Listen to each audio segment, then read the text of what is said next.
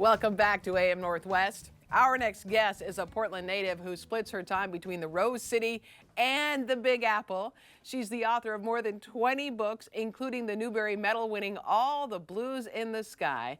I'm excited to have her on with us on my final week. We welcome back the incredible Renée Watson. How you doing, Renée? I am well. It's so good to see you. I'm so sad, but also very, very happy for what's next for you. Oh, thank you. You're in New York now, where you live half And time, right? yes. I'm going to talk. Let's talk about the book that won the Newbery Award, and that I remember you talked previously about how you've always loved sticker books as a kid, and what you meant is that sticker of winning the Newbery Award. Oh my goodness. I mean, it means the world to me to have a book in my hand that I wrote that won such a prestigious award. I am forever grateful. I feel like it's a mandate to continue and to Yeah. keep putting books out in the world that matter and that are resonating with young people. So I'm very honored, and next month is the celebration. So I get to celebrate very soon in person with the committee and fellow writers, and yeah, get the medal and all of that. It'll be really special. Oh, that's so great. You have such a fantastic story growing up in Portland, and the idea you went to Vernon Elementary School. You go back and visit when you come to Portland all the time, don't you? Absolutely. I try to always go back to Vernon. I go back to Jefferson. I feel home is very important to me. And I want young people from my hometown to know that they can follow their dreams and be and do anything. Well, tell everyone about your story as a child when you realized you loved to write and a teacher recognized that in you. So I wrote a 21-page story at home, At just how old? in my imagination. I was 7 years old. I Oh was in the my seventh gosh. grade. Yeah. And I brought it to school to show my teacher, Miss Tupper, and she read it and said, "Oh my goodness, I think you're going to be a writer one day," and encouraged me to keep writing, encouraged my mother to get me journals. And do you know what? I tell this story often, every interview. I'm always talking about Miss Tupper. And finally, I found her. I Oh, just found great. her last month. Thank goodness. Social media sometimes can be good for us. And Right. she found me because I was talking about her in an interview, and we've connected, and I have sent her a signed copy of All the Blues in the Sky. And so I am so overjoyed that we've connected and that I got to say thank you to someone who really fanned the flame at an Yeah. early age and saw a light in me. And it talks too about the importance of teachers.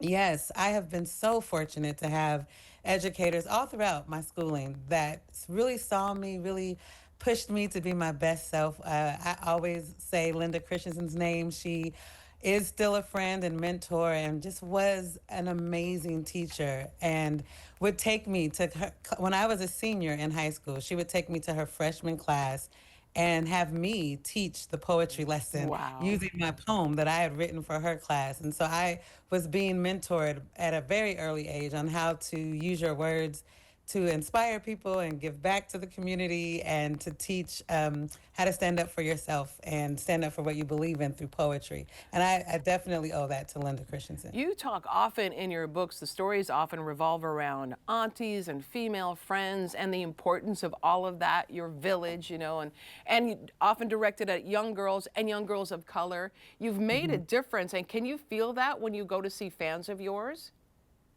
I do. This work is so what I give out, I often get back. And that's a beautiful thing. You don't always get to see the impact of your work. Yeah. Because I do a lot of author visits in schools, I do a lot of teacher trainings. I'm constantly getting instant feedback from young people on how the book is resonating with them, how they see themselves in it, or even when they don't quite recognize the characters, and maybe the characters I'm writing about don't look like the reader, Right. but they understand those emotions and those Right. feelings. So I love, that's the best part to me of being an author for young people, is when I get to go out and meet them and talk to them about how the book is resonating with them, and what stories do they want to tell, and what Right. did it make them think of. So yeah, that's the best part for sure. You've met and become friends with some incredible people, including, I want to say, Nikki Giovanni, an incredible author herself. And then also, more recently, Ketanji Brown Jackson, Supreme Court Justice. How amazing is Yes. that? It was amazing. I was invited to be in conversation with her for Everyone Reads Portland and her wonderful book, The Lovely One. And I loved the book. I loved that she was so vulnerable, talking about motherhood and her mentors and the way that women have been anchors for her. So we had quite a bit in common, actually. And she was just so down to earth. The conversation was beautiful. And the highlight for me of that day was that the both of us went to Jefferson High School and were able to talk to young people there. And so it just felt so special to be in my hometown talking to someone like her and to visit the school that I graduated from, knowing that I was once sitting out in the audience having guests come to our school. So it just was this big full circle moment, and Oh, I I will love it. forever cherish that day I for love sure. it. And you have a new book coming out. It's not till October, but tell me about that one. So everything new again. It's a love story, and it takes place in Eastern Oregon. You know, I write a lot about Portland, but I've moved out this further east in this book, and it takes place over 2 weeks. Two teenagers are on their winter break, and one works at a funeral home, one works at a flower shop. They meet because he is delivering flowers to the funeral home, and that's how they meet. And they talk a lot about life and legacy and what it means to be young and dreaming big, and how can you not wait till you're older to do something important, but be the important person you want to be in the now. Yeah. Yeah, I'm very excited about this book. I loved writing these characters. It's a quiet book. And a rainy book.